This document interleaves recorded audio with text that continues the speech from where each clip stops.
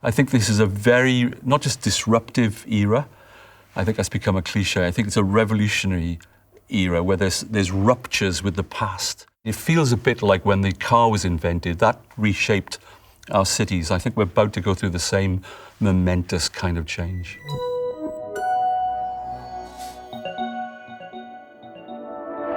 I'm Tim Williams and I'm head of cities for Arup in Australasia. I come from a very different background to the one that I'm living in now. I've lived in Australia for 9 years, but I'm from a mining town. And I've been in love with the idea of cities as places where you can reinvent yourself, as a place where your identity is not just given to you by history, but where you create something together. So for me, the big story of the 21st century is, for the first time in human history, a majority of people live in cities. So, what happens in cities really matters. What people want from their cities, what they're choosing for in their cities has been changing dramatically.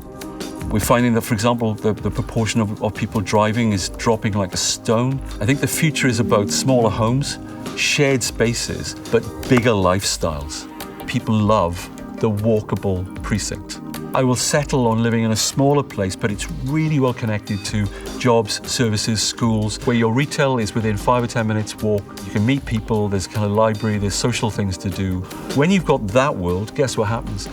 There's less obesity, there's less diabetes, so that the health outcomes for the city that we choose to build is really a fundamental part of the story.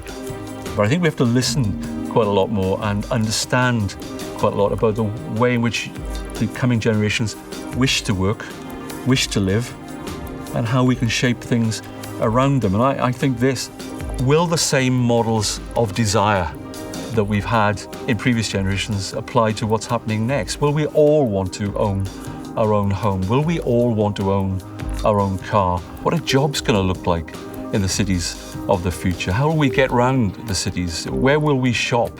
How will we socialize? I'm kind of an optimist that people coming forward younger than me are actually used to this process of change and can adapt to this process of change. I think we're at a moment of departure. The shifts that are accompanying this are dramatic. The best cities are the ones that create the best dialogues, the best collaborations. Am I anxious? Of course. All disruptive periods are anxiety-making. Is it exciting? Yes, it is. So I think these are exciting, disturbing, not entirely understood directions of trends, but they're locked in, I think, for the next 4 or 5 decades.